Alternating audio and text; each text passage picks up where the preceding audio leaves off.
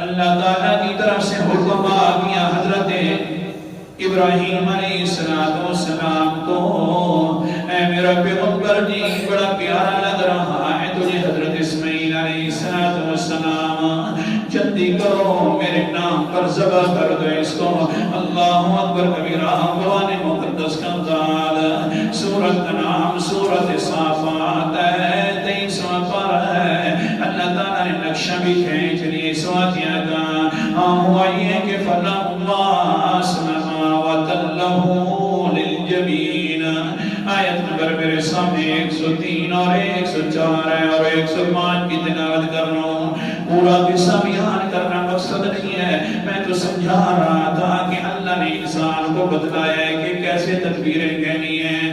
وہ یہ کہ حضرت اسماعیل علیہ السلام کو لٹا دیا گیا، حضرت ابراہیم علیہ السلام تیار بیٹھے ہوئے ہیں، ذبح کر دو۔ ہاں ذبح کے لیے لٹایا جا رہا ہے، تیز چھری کی جا رہی ہے، گلے پر رکھی ہے۔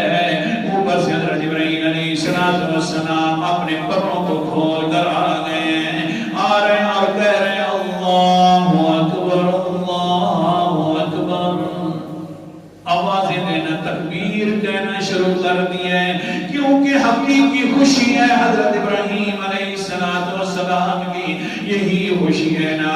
اللہ فرمائے گھر لوٹا دو تو گھر لوٹا دیں، اللہ فرمائے کہ بیٹوں کو ذبح کر دو تو ذبح کر دیں، یہی حقیقی خوشی ہے۔ اللہ کے حکموں پر ہر چیز نچھاور ہو جائے، اس لیے حقیقی خوشی ہے حضرت ابراہیم علیہ السلام کی۔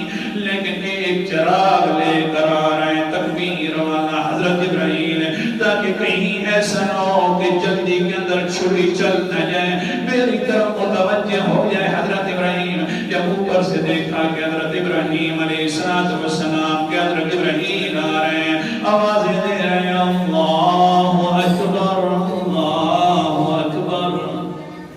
حضرت ابراہیم کے دل کے اندر تو ہر وقت جذبہ توحید تھا، اس نے اوپر دیکھا تو کہنے لگے لا الہ الا اللہ۔ دوسرا چراغ حضرت ابراہیم نے جلا دیا، تیسرے چراغ سبحان اللہ حضرت اسماعیل علیہ السلام دیکھتے ہیں، ہاں ہاں اللہ تعالیٰ نے میری قربانی قبول فرما لی، اللہ تعالیٰ نے میرے اوپر رضا والی بات کر، میرے لیے بھی تو حقیقی خوشی ہے نا، اس لیے نیچے سے کہہ رہے تھے اللہ اکبر وللہ الحمد۔